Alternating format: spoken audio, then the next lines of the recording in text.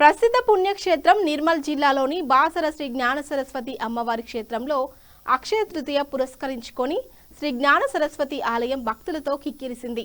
సోమవారం తెలంగాణ, ఆంధ్రప్రదేశ్, మహారాష్ట్ర, కర్ణాటక తదితర ప్రాంతాల నుంచి వేలాది మంది భక్తులు తరలివచ్చారు.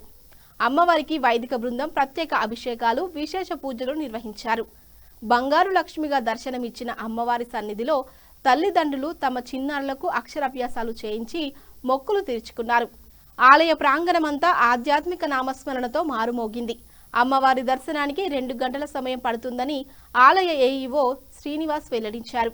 ఆలయ అర్చకులు పవన్ దీక్షిత్ భక్తులకు 104 బెంగళూరు కొబ్బరి బొండాలను అందజేశారు. వీరితో పాటు ఆలయ సూపరింటెండెంట్ శివరాజ్ తన సొంత ఖర్చుతో అక్షరాభ్యాసం కోసం క్యూ లైన్లో వేచి ఉన్న 1000 మంది భక్తులకు త్రాగునీటిని పంపిణీ చేశారు. ఎలాంటి అవాంఛనీయ సంఘటనలు జరగకుండా సిఐ కిరణ్ ఆధ్వర్యంలో ప్రత్యేక పోలీస్ బందోబస్తు ఏర్పాటు చేశారు.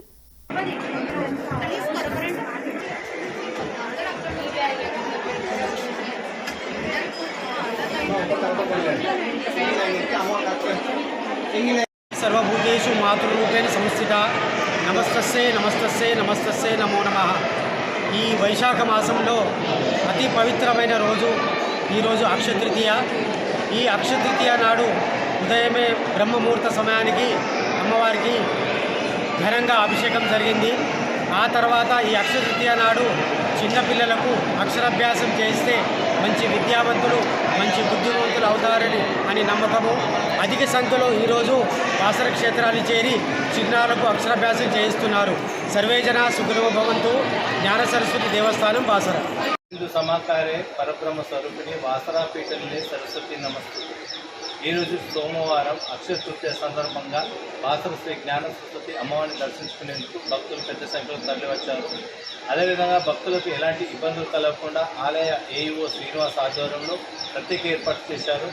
ముఖ్యంగా అమ్మవారి సన్నిధిలో ప్రత్యేక అక్షరాభ్యాస మండపంలో తమ చిన్నారులకు తల్లిదండ్రులు అక్షరాభ్యాసం, కుంకుమార్చన పూజలు ఆలయ అర్చకులు చేయించారు.